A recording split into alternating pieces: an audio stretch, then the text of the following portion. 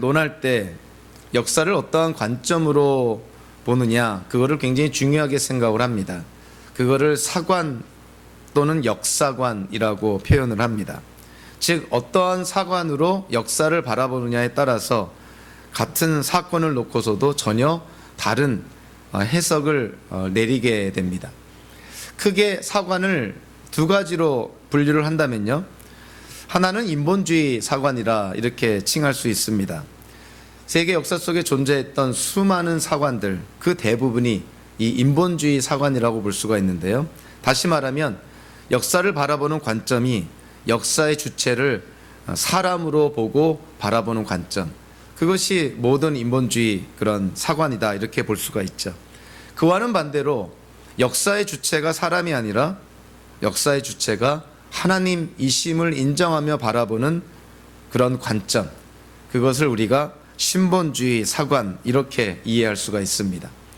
그래서 역사를 우리가 분해하면 그의 이야기가 되는 것이죠. 그러니까 히스토리를 his story 이렇게 우리가 분석할 수가 있습니다.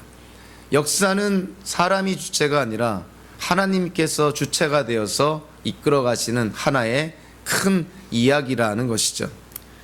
이 신본주의 사관을 좀 다른 측면으로 바라보면 하나님께서 인간을 그리고 인류를, 세상을 구원하시는 어떤 그러한 과정, 그러한 이야기라는 관점으로 역사를 바라볼 수가 있습니다. 우리는 그것을 구속사관 또는 구속사적 사관 이렇게 표현합니다. 세계 역사는 하나님이 어떻게 인류를 구원하시는가, 그 과정, 그 이야기가 바로 역사다 이렇게 바라본다는 것이죠. 우리의 삶과 또 세계의 역사를 우리가 바라볼 때 하나님 중심적인 신본주의 그런 사관, 구속사관을 갖고 우리의 인생과 삶을 바라보면 우리의 삶 속에서 그리고 세계 역사 속에서 하나님을 찾을 수가 있습니다. 그래서 신본주의 사관, 하나님 중심적인 사관은 마치 망원경의 역할을 하기도 하고 또 현미경의 역할도 하는 것이죠. 우리의 인생과 삶을 들여다볼 때 하나님을 찾을 수가 있게 되는 것입니다. 우리의 인생과 세계 역사는 그냥 아무렇게나 흘러가는 것이 아닌 것이죠. 역사에도 다 길이 있고 흐름이 있습니다. 하나님의 이야기니 하나님께서 세계 역사를 이끌어 가시니 그 역사라는 그 이야기에는 분명히 줄기가 있고 흐름이 있고 방향이 있는 것이죠. 저와 여러분들의 인생도 마찬가지인 것입니다.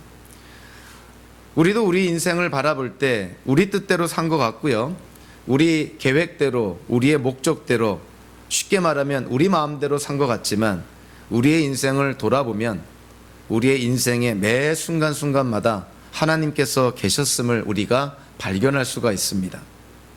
그래서 우리가 인생을 살아가면서 짬짬이 뒤를 돌아보면서 특별히 우리의 이정표와 같은 잊어버릴 수 없는 그러한 놀라운 인생 속에 일어난 사건들을 통해서 하나님이 우리와 함께 하셨고 우리의 인생을 지금도 이끌어 가심을 우리가 고백하면서 살아가는 삶, 그것이 하나님의 백성의 삶이고 하나님의 자녀의 삶이고 성도, 기독교인의 삶인 것이죠. 지금 내가 무엇을 이루었던, 어떠한 자리에 있던 이 모든 것이 물론 나의 노력과 나의 수고와 나의 계획도 있었지만 궁극적으로는 이 모든 것이 하나님께로부터 왔음을 고백하는 것, 그것이 우리 기독교인들의 이 땅을 살아가는 관점입니다. 만약에 세계의 역사나 저와 여러분들의 인생이 흔히 유물론자들, 눈에 보이는 물질이 전부라고 생각하는 그런 진화론자들이 생각하는 것처럼 우연에 불과하다면, 우리의 인생이 세계 역사가 우연에 불과하다면, 저와 여러분들의 인생의 미래가 우연에 달려 있다면 그것처럼 두렵고 우리를 불안케 하는 것이 또 있을까? 우리가 아무리 수고한들, 아무리 노력한들, 아무리 멋진 계획을 세우고 인생의 목적을 세우고 추구하고 노력한들, 그 모든 것이 우연이라는 것에 의해서 결정이 된다면 저와 여러분들의 인생이 얼마나 허망할까? 그러나 감사하는 것은요, 저와 여러분들의 인생은 결코 우연에 의해서 결정되지 않습니다. 저와 여러분들의 인생은 지금까지 그래왔던 것처럼 앞으로도 하나님께서 우리와 동행하시고 우리의 인생을 이끌어 가십니다. 그 하나님의 통치와 그 하나님의 주권 아래서 저와 여러분들은 계획을 세우고 목적을 세우고 하나님이 깨닫게 해주시는 것을 이루기 위해서 수고하고 노력하며 이 땅을 살아가는 것이죠. 그래서 우리의 인생과 세계 역사 속에서 우리는 하나님을 발견하게 됩니다. 하나님 중심적인 역사관, 그것이 망원경의 역할하고 현미경의 역할을 하는 것이죠. 그래서 저와 여러분들이 이 세상과 역사를 바라보는 관점은 하나님 중심적인 신본주의 사관이어야 되고 구속사관이어야 되고 그리고 눈에 보이지 않는 하나님에 의해서 인도되어지는 투명사관, 물질사관이 아니라 이 투명사관을 우리가 가져야 된다는 것입니다. 오늘 본문 1절에 보면 다윗이 그의 인생을 마무리하면서 이제 왕으로서 그의 통치에 막바지에 접어들었을 때 자기 인생을 돌아보면서 자기의 왕으로서의 통치를 40년의 통치 기간을 바라보면서 마지막으로 남긴 말이다. 이렇게 제목이 붙어 있습니다. 다윗의 유언은 아닙니다. 그렇지만 그가 공식적으로 남긴 마지막 말, 이렇게 이해하면 큰 무리가 없을 것 같습니다. 사실 열왕기상 1장 2장을 보면 솔로몬에게 다윗이 남긴 개인적인 유언이 기록이 되어 있죠. 그래서 여기에 나와 있는 내용을 다윗이 죽을 때 마지막으로 남긴 유언으로 이해하기보다는 그가 인생을 돌아보면서 후손들에게 그의 뒤를 잇는 이스라엘 왕들에게 남겨준 마지막 충고의 말, 이렇게 우리가 이해할 수가 있습니다. 오늘 보면 1절과 2절을 통해서 먼저 다윗은 자기의 인생을 돌아보면서 자기에 대한 분명한 확고한 자기 인식이 있습니다. 즉 내가 누구인가, 내 인생이 어떻게 살아왔는가, 거기에 대한 분명한 자기 인식이 있다는 것이죠. 1절과 2절에서 네 가지로 표현을 합니다. 다윗이 먼저 자기를 어떻게 묘사합니까? 이새의 아들이다, 이렇게 묘사합니다. 지금 다윗은 농부로 있는 것이 아니라 40년 가까운 이스라엘 왕으로서 통치를 끝나는 왕으로서의 그런 통치 끝자락에서 자기 인생을 돌아보는데요. 그런데 자기를 뭐라고 묘사합니까? 이새의 아들. 이새가 누굽니까? 베들레헴 출신의 무명의 촌부, 농부 아닙니까? 자기는 농부의, 이름 없는 무명의 농부의 아들이었다 하는 거예요. 다윗이 물론 인생의 부침도 많았고 굴곡도 많았고 비참한 그런 순간도 많았지만 얼마나 자랑하고 싶은 것이 많았겠습니까? 근데 다윗이 제일 먼저 고백한 게 뭐냐면 나는 하나님 앞에 이새의 아들이었다는 것입니다.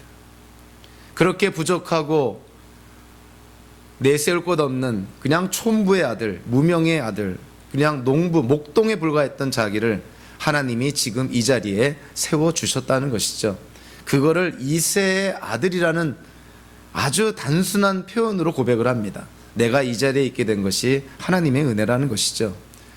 이어서 계속해서 다윗은 자기에 대해서 이런 인식을 갖습니다. 높이 일으켜 세움을 받은 용사.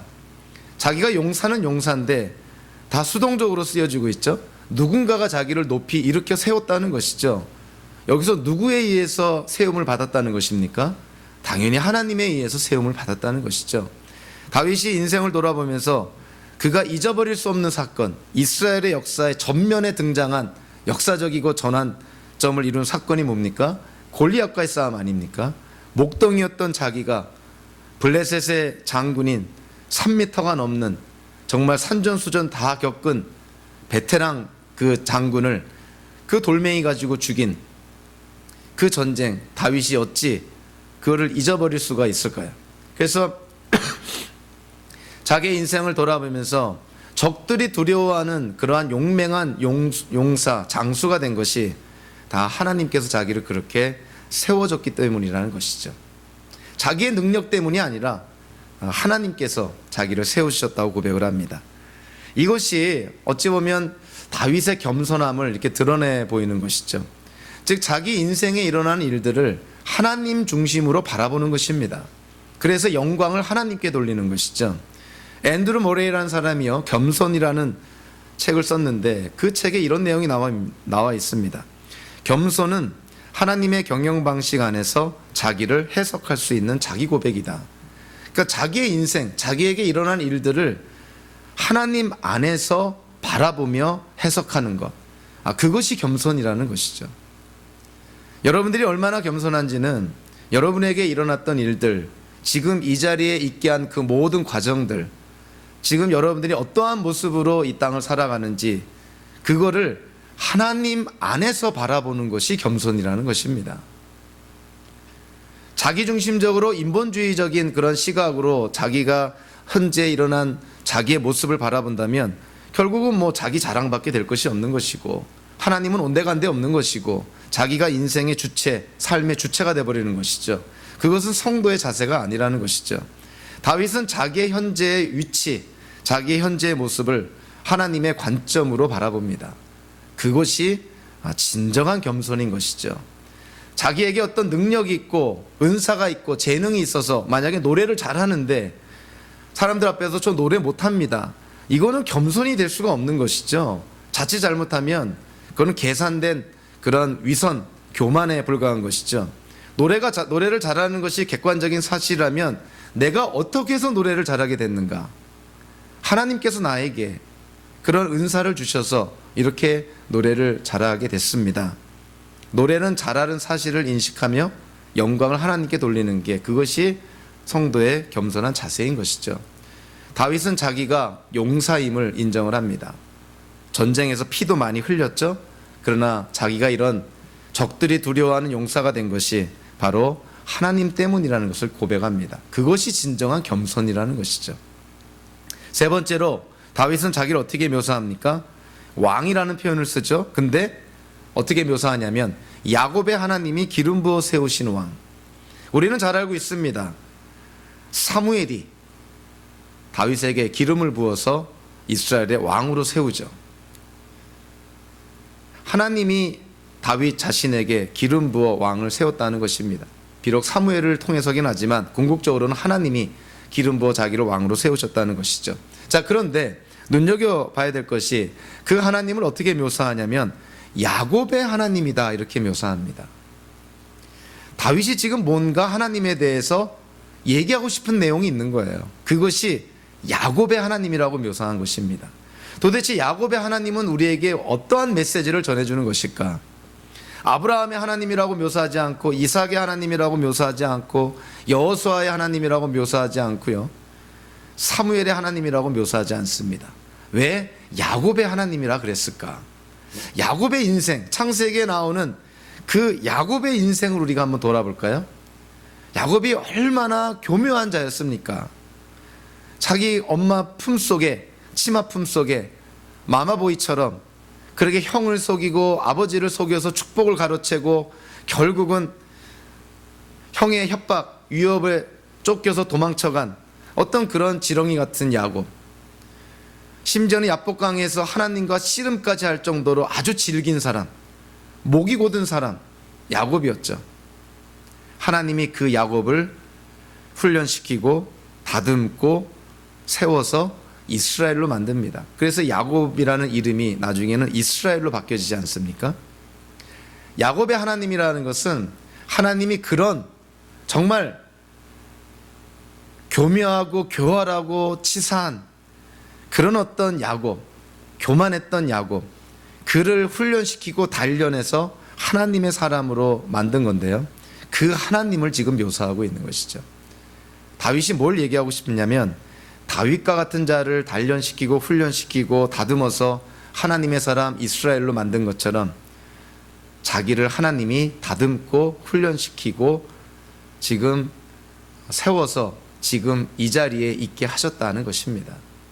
그러니까 하나님은 자기와 같은 목동, 정말 이름 없는 무명의 그런 농부의 아들인 자기를 지금 이렇게 다듬고 다듬어서 현재 자기와 같은 자로 하나님이 만들어주셨다는 것이죠.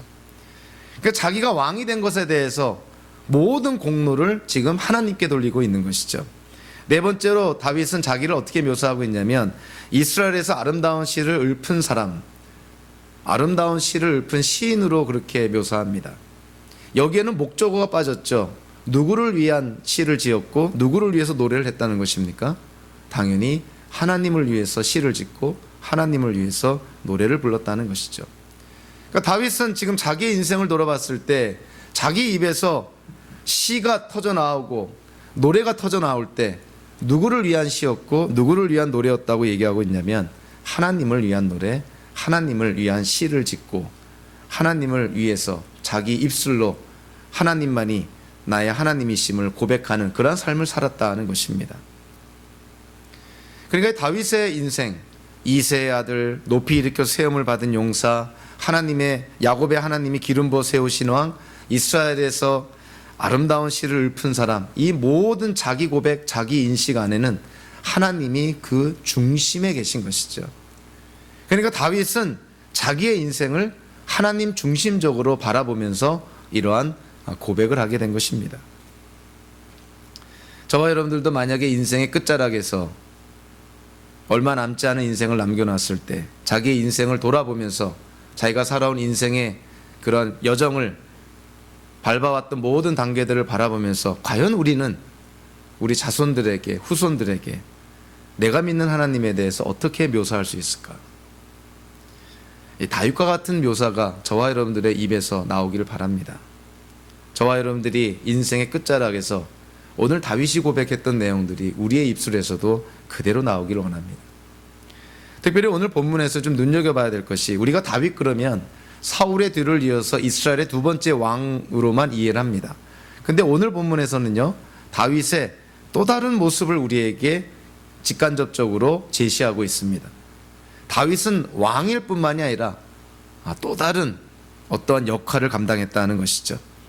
한 성경을 통해서 한 네 가지만 찾아보면요, 첫째, 1절에서 이새의 아들 다윗이 말한다, 이렇게 성경이 번역을 하고 있는데요, 말한다라고 번역된 히브리어가 네움이라는 단어입니다. 이 단어는 언제 주로 쓰여지게 되냐면 예언자, 즉 선지자가 하나님께 계시를 받아서 하나님의 말씀을 전하고 옮길 때 사용되는 전형적인 단어가 네움이라는 단어인 것이죠. 그러니까 이새의 아들 다윗이 말한다고 했을 때 마치 선지자, 예언자가 말하는 것과 같은 표현으로 지금 묘사하고 있다는 것입니다. 자, 그래서 그런지요, 2절도 보면 자, 어떻게 성경이 말하고 있냐면 주님의 영이 나를 통하여 말씀하시니, 하나님의 영이 다윗을 통해서 말씀하셨다. 성령의 감동으로 다윗이 하나님의 말씀을 전했다는 것이죠.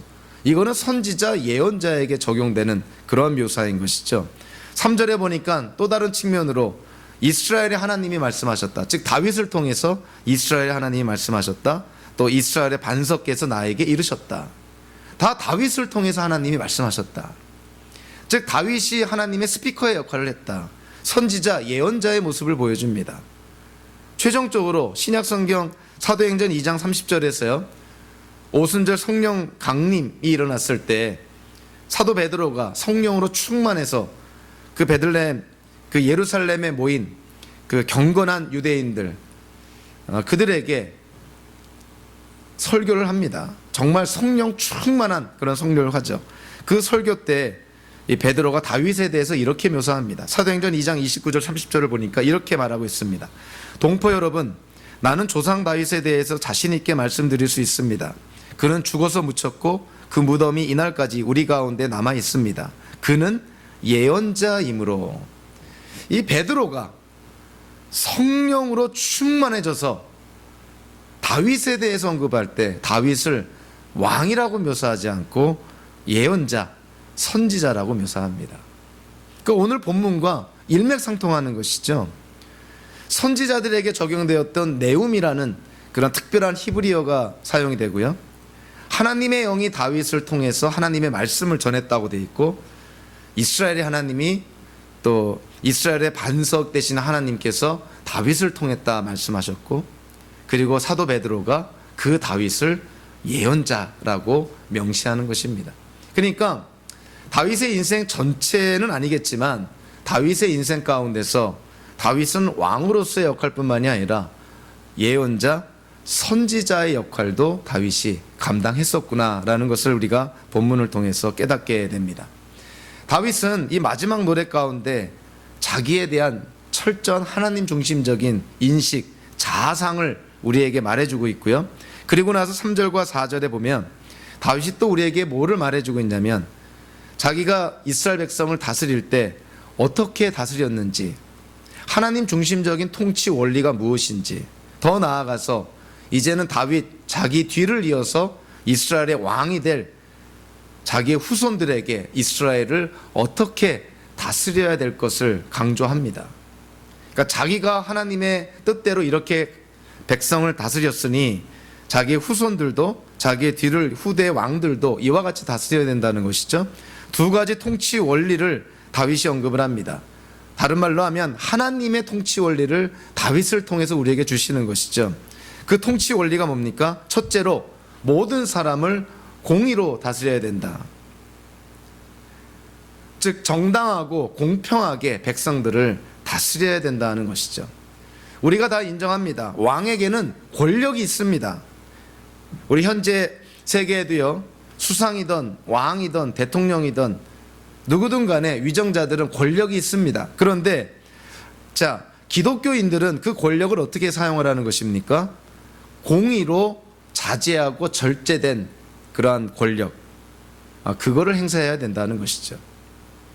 그러니까 자기의 이익이나 어떤 사적인 그러한 관점에서, 관심사에서 그 권력을 사용해서는 안 되는 것이고, 백성들의 인권과 권리를 위해서 정당하고 공평하게, 하나님께서 공의의 하나님이신 것처럼 이스라엘의 왕도 백성들을 공의로 다스려야 된다는 것입니다. 두 번째로 이스라엘의 왕은 하나님을 두려워할 줄 알아야 된다는 것이죠.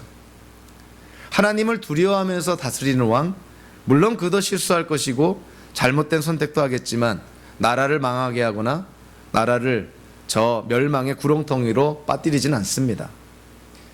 하나님을 두려워하는 자에게 하나님께서 얼마나 많은 지혜를 주실까.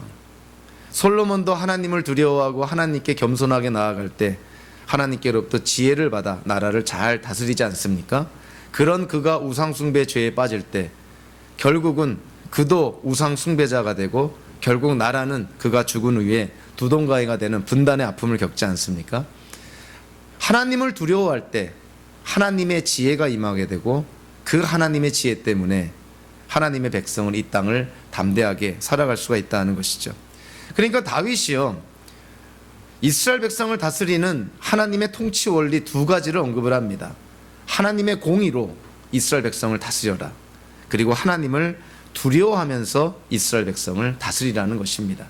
자, 그럴 때 4절에 보니까 그와 같은 왕, 그와 같은 지도자, 이스라엘 백성들에게 어떠한 모습으로 비친다고 되어 있냐면 아주 신선한 두 개의 그림 언어를 통해서 제시를 합니다. 4절에 보니까 첫째로 구름이 끼지 않은 아침에 떠오르는 맑은 아침 햇살과 같다. 공의와 하나님을 두려워하면서 백성을 통치하는 왕은 아침 햇살과 같다, 이렇게 묘사를 합니다. 하나님의 공의로 정치를 하고 하나님을 두려워하면서 정치를 하는 그러한 지도자가 우리에게 있다면 그 지도자는 우리에게 소망을 가져다주는 맑은 햇살과도 같다, 이렇게 이해가 됩니다. 그뿐만이 아니라 두 번째 그림 언어로 어떻게 묘사하고 있냐면 비가 온 뒤에 땅에서 새싹을 돋게 하는 햇빛과도 같다, 생명을 낳게 하는 햇빛과도 같다, 이렇게 묘사를 합니다.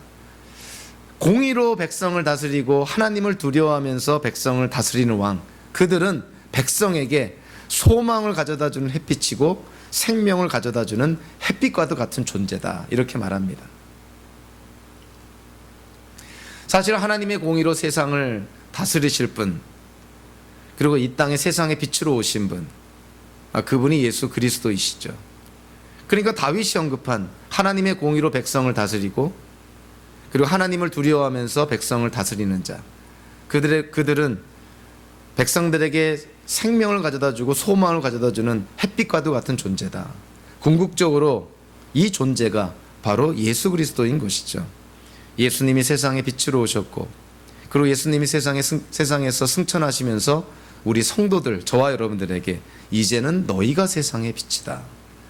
이제는 기독교인들이 세상에 나아가서 이 땅을 살아갈 때 하나님의 공의로 하나님을 두려워하면서 살아야 된다는 것이죠.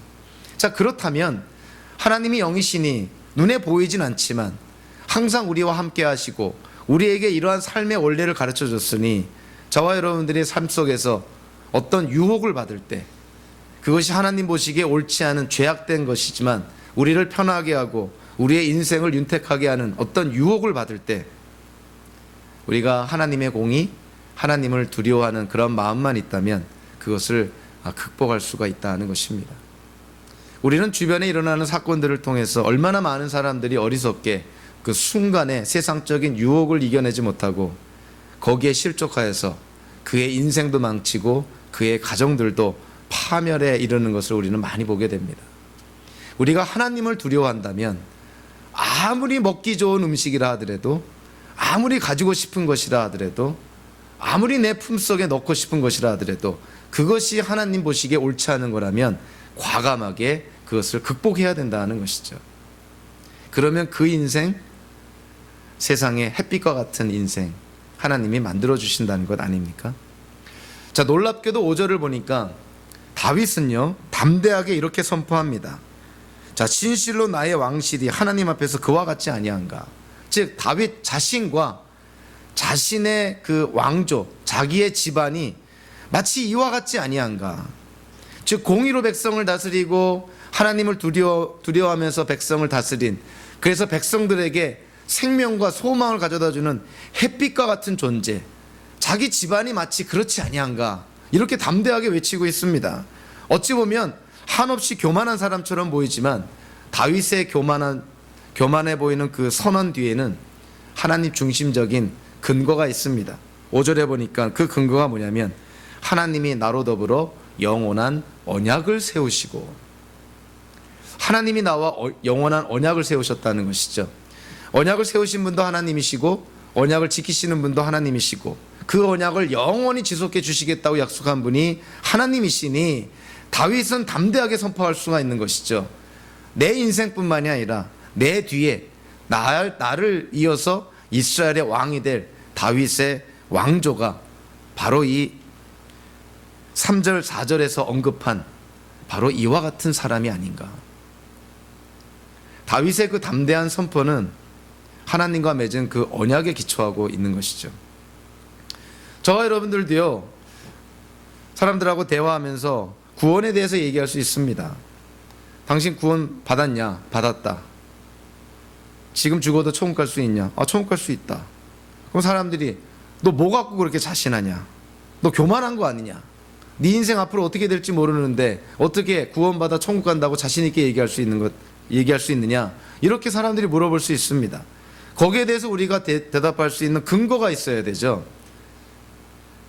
하나님은 예수 그리스도로 말미암아 저와 여러분들과 새 언약을 맺어 주십니다. 그 새 언약은 영원한 언약인 것이죠.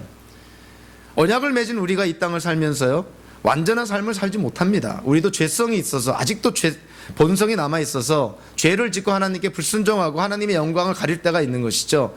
그럼에도 불구하고 하나님이 우리와 맺은 언약은 절대 파기되지 않습니다. 하나님이 그 언약을 지켜주신다고 약속하고 있는 것이죠.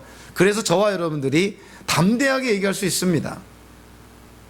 오늘 밤, 아니 지금 당장 죽는다 하더라도 우리는 하나님과 맺은 그 언약 때문에 우리는 구원과 영생을 누리게 된다고. 그거는 교만해서 얘기하는 것이 아니라 오히려 하나님 안에서 겸손한 선포입니다. 하나님의 약속을 믿으니 하나님으로 말미암아 내 구원은 보장되었다는 것이죠. 그래서 다윗이 오늘 그렇게 선포하는 것입니다. 바로 이와 같은 자, 이와 같은 통치를 하고 백성들에게 햇빛과 같은 존재, 그것이 바로 나의 왕조가 아니냐. 그것은 하나님께서 그와 맺은 영원한 언약 때문에 그렇다 하는 것이죠. 오늘 보면 6절 7절에서 그와는 반대로 악한 사람들이 등장을 합니다. 가시덤불과 같은 존재라고 얘기합니다. 일상에서 죄와 악을 행하는 자라기보다도 하나님께서 다윗과 맺은 언약을 파하려고, 그 언약을 깨치려고 대적하는 그 모든 사람들을 우리가 가리킨다고 볼 수가 있습니다. 결국 오늘 보면 1절부터 7절까지를 통해서요, 다윗은 자기의 인생을 돌아보면서 왕으로서 자기가 통치한 그 모든 과정을 돌아보면서 고백을 합니다. 내 인생 속에 왕으로서 내 통치 안에 하나님께서 중심에 계시다 하는 것을 온전하게 고백을 하는 것이죠. 자기가 이세 아들이요 높이 일으켜 세움을 받은 용사요 야곱의 하나님이 기름 부어 세우신 왕이요 이스라엘에서 아름다운 씨를 읊은 사람, 그 중심에 하나님이 계신 것이죠. 다윗이 공의와 하나님을 두려워함으로 이스라엘 백성을 다스렸을 때 그 중심에 하나님이 계신 것이죠. 현대인들에게 스펙이라는 것은 아주 현 시대적으로 굉장히 중요한 단어 중에 하나일 것입니다. 많은 사람들이 스펙을 쌓으려고 노력을 합니다. 기독교인도 예외가 아닌 것이죠. 이런저런 모양으로 필요한 스펙을 쌓습니다. 물론 어떤 때는 그것이 허황된, 보이기 위한 거칠애와 같은 스펙일 수도 있지만 정말 우리가 이 땅을 살아갈 때 필요한 스펙일 수도 있는 것이죠. 다윗에게 있어서 그 인생의 최고의 스펙이 과연 무엇이었을까? 다윗, 돌멩이 잘 던지는 것일까? 칼 잘 쓰는 것일까? 아닙니다. 다윗에게 있어서 최고의 스펙은 하나님이었던 것이죠. 다윗이 만약에 현 세대 이력서를 작성한다면 자기 이력서의 첫 줄에 아마 기독교인, 성도, 하나님을 두려워하는 사람, 이렇게 기록했을 것입니다. 다윗에게 있어서 최고의 스펙은 하나님을 믿고 하나님을 신뢰하는 것이죠. 저와 여러분들이 갖고 있는, 하나님이 우리에게 허락하신 이 땅을 살아갈 때 우리가 누리는 최고의 스펙이 뭐겠습니까?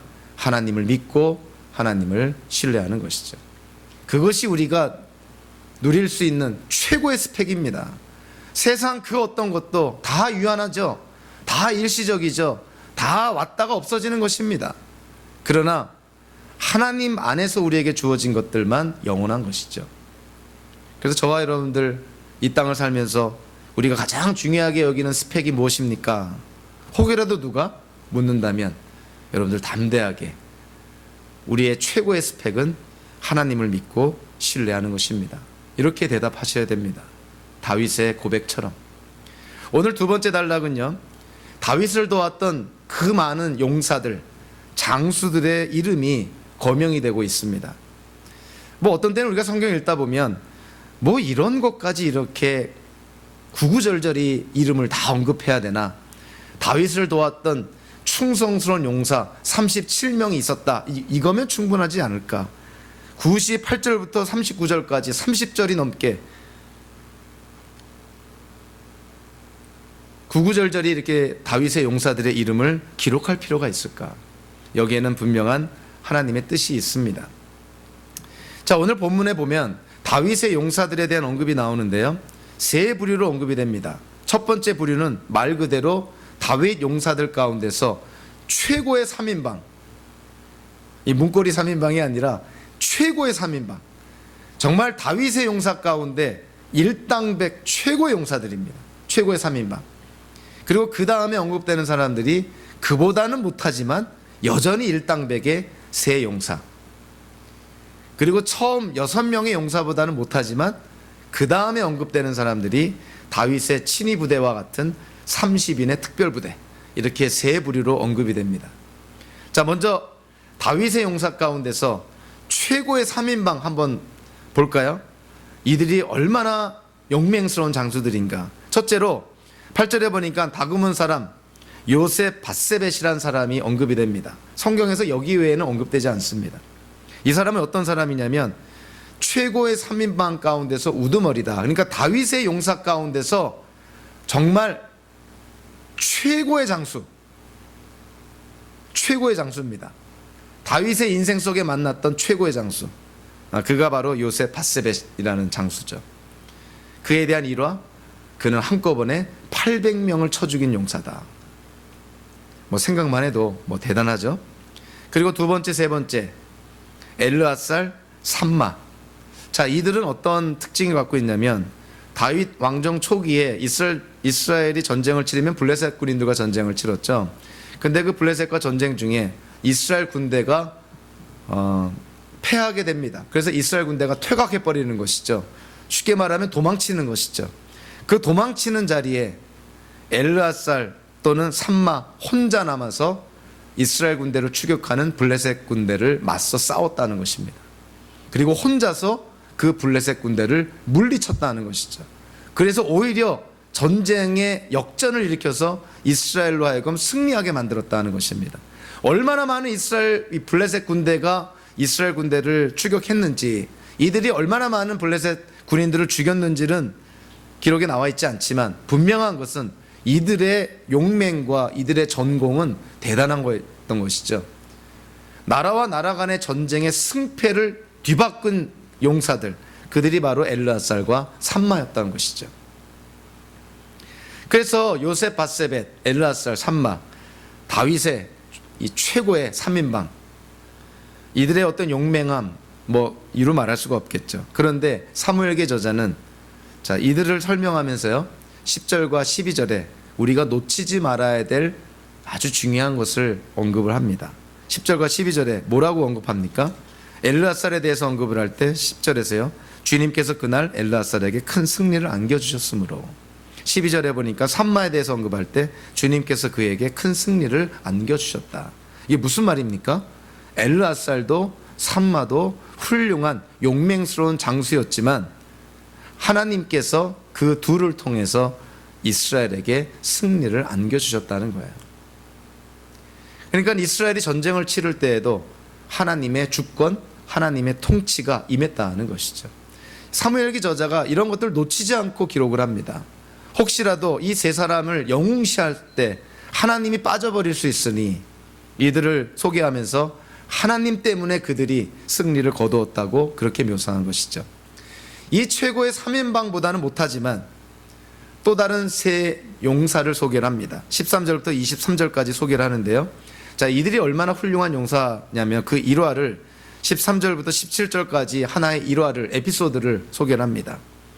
다윗이 사울왕에게 쫓길 때 아둘람이라는 굴에 피신해 있었죠. 그때 억울함을 당한 많은 사람들이 다윗을 찾아옵니다. 그때 일어난 일입니다. 그때 블레셋 군대가 베들레헴을 점령하고 있었는데 베들레헴은 다윗의 고향이었죠. 아둘람 굴에 다윗이 피신해 있을 때, 또 그 근처에 이렇게 진을 치고 있을 때 다윗이 순간 향수병에 걸립니다. 갑자기 베들레헴이 가고 싶은 것이죠. 그때 베들레헴의 한 운물가에 그 운물물이 기억이 난 것이에요. 그 운물물을 한번 좀 먹어봤으면. 이런 어떤 개인적인 그런 작은 그런 탄식과 같은 고백. 근데 다윗이 고백할 때 주변의 용사들이 그거를 놓치지 않고 듣게 되는 것이죠.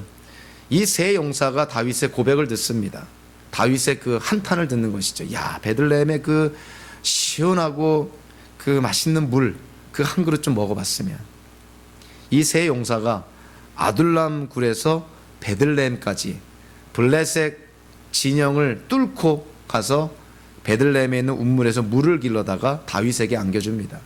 근데 그 아둘람 굴에서 베들레헴까지 거리가 최소한 80km였다는 것이죠.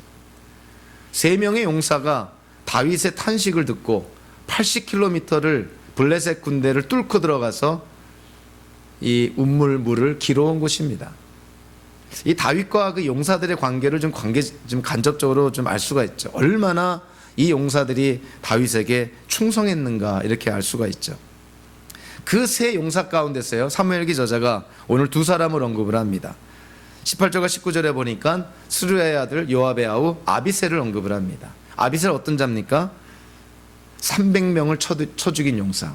물론 800명을 쳐 죽인 용사보다는 못하지만 여전히 300명을 쳐 죽였으니 용사 중에 용사인 것이죠. 두 번째로 여호야다의 아들 브나야라는 또 용사를 언급을 합니다.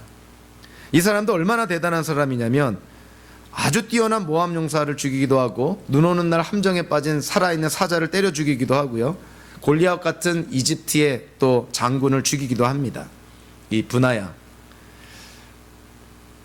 물을 길러간 사람이 세 용사인데 사무엘기 저자가 두 사람만 지금 언급하고 있죠. 그러면 이제 성경을 읽는 독자 입장에서는 그럼 도대체 세 번째 용사는 누굴까? 왜 언급하지 않았을까? 이 궁금증이 일어날 수밖에 없는 것이죠. 그래서 많은 성경학자들은 여기서 세 번째 용사는 아마도 요압이었을 것이다 이렇게 추측을 합니다. 요압은 다윗이 거느렸던 장군 가운데서 가장 뛰어난 장군 중에 한 명이었고요. 다윗을 위해서라면 물불을 가리지 않고 적진에 불 속에 뛰어든 장군이 요압이었던 것이죠. 그래서 여기서 언급은 안 됐지만 처음 세 용사만큼은 안 되더라도 아비새와 브나야와 더불어서 아마도 요압이 이 세 용사에 끼었을 것이다, 이렇게 이해를 합니다. 저도 상당히 설득력이 있다고 생각을 합니다. 자, 그리고 나서 24절부터 39절까지 세 번째 부류 30인의 특별 부대를 언급을 합니다. 30인이라고 했지만 사실은 31명이 언급이 되고 있는데요. 그래서 앞에 6명과 이 24절 이후에 언급된 31명을 더하면 도합 37명이 되는 것이죠. 그래서 다윗에게 목숨을 바칠 정도로 충성스러운 용사는 37명입니다. 근데 이 30인 부대의 그 용사들의 면면을 보니까 이스라엘 사람들뿐만이 아니라 이방인들, 외국 사람들도 많이 있었습니다. 그래서 다윗에게 목숨을 바치는 그런 충성스러운 용사들, 그들은 다국적 연합 정예부대다, 이렇게 우리가 좀 이름을 지을 수가 있는 것이죠. 근데 이 30인 부대에 대한 어떤 명단을 보면서 우리가 두 가지 면에 좀 눈길이 갑니다. 그 첫째가 누구냐면 39절 맨 마지막에 언급된 사람, 햇사람 우리야 언급이 되죠. 사무엘기 저자가 이 37명의 용사 가운데 맨 마지막에 햇사람 우리야를 언급을 합니다. 그것은 햇사람 우리야를 강조하는 것이죠. 자, 뭐를 위해서 강조하는 것일까요? 다윗의 죄를 지금 간접적으로 강조하고 있는 것이죠. 우리야가 어떤 사람입니까? 다윗에게 자기의 부인 밧세바를 뺏기죠. 그리고 다윗에게 억울하게 죽임을 당한 그런 사람이 우리야입니다. 근데 우리야는 이 37명 중에 들어가는 충신 중에 한 명이었다는 것이죠. 그 충신을 다윗이 사실은 그의 아내를 빼앗고 이 우리야를 살인한 것이죠. 그러니까 사무엘기 저자가요, 사무엘기를 기록을 하면서 다윗을 이상화하지 않습니다. 아주 이상적인 어떤 왕으로 묘사하지 않습니다. 다윗도 우리와 똑같이 선을 행할 때도 있고 악을 행할 때도 있고 순종할 때도 있고 불순종할 때도 있다는 것을 분명하게 보여주는 것이죠. 그래서 이 햇사람 우리야를 언급함으로 말미암아 사무엘기 저자는 다윗이 저지른 죄를 간접적으로 지금 강조하고 있는 것입니다. 자, 또 하나 눈여겨봐야 될 것은요, 오늘 37명의 용사를 언급을 했는데 요압의 이름이 결국 등장하지 않았다는 거예요. 요압의 이름.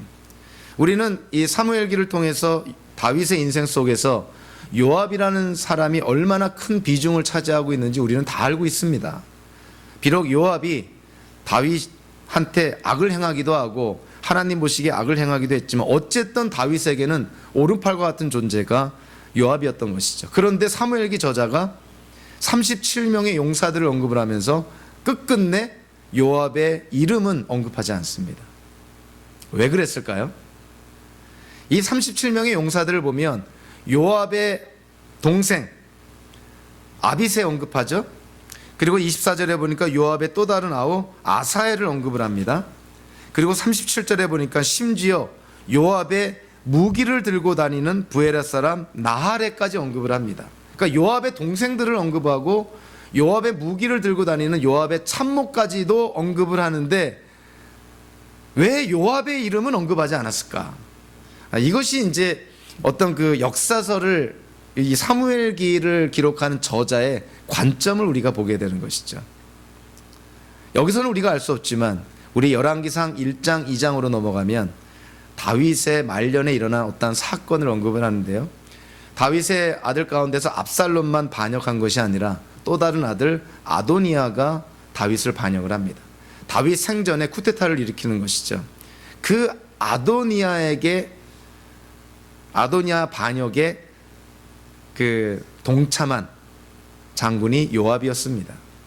그래서 결국 요압은 나중에 다윗의 뒤를 이어서 왕으로 올라간 솔로몬에 의해서 죽임을 당하게 되죠.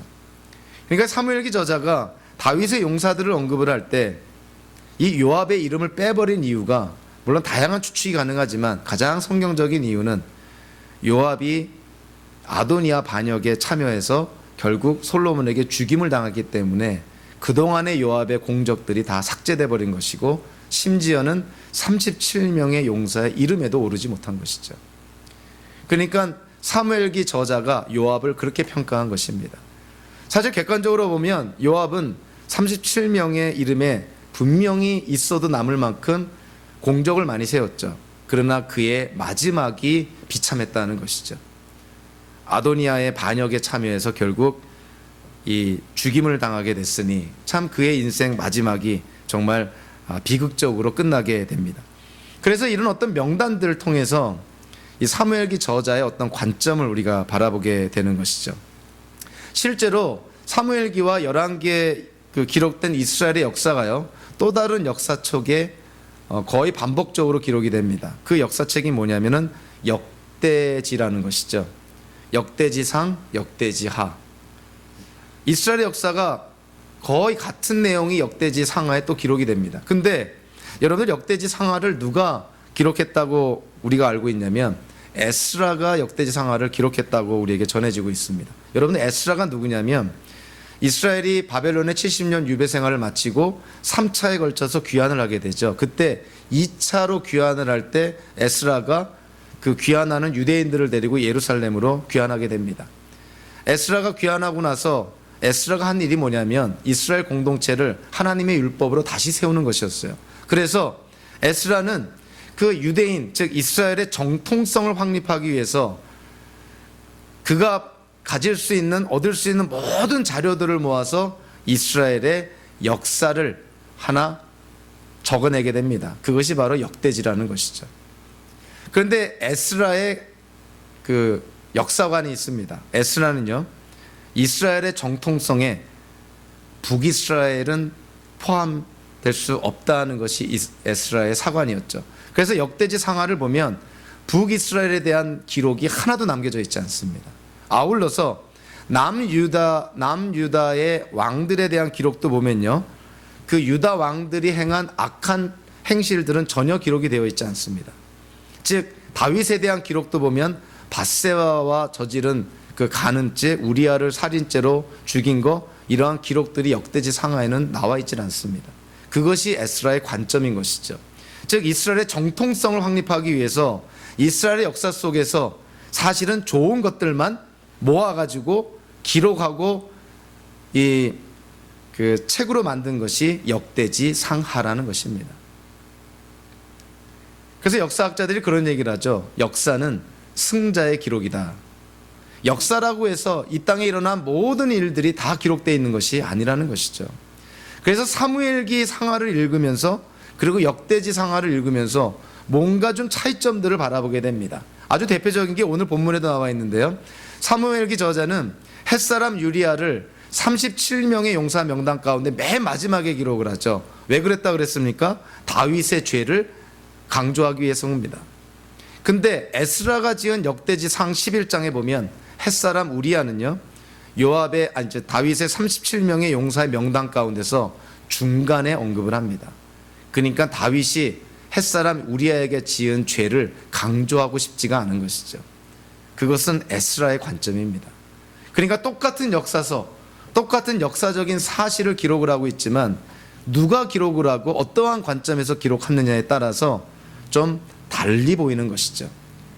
사무엘기 저자는 다윗에 대해서 좀 더 객관적으로 묘사합니다. 다윗이 훌륭했지만 그러나 햇사람 우리아를 언급하면서 다윗 또한 하나님 앞에 큰 죄를 지었던 죄인이었다 하는 것을 강조합니다.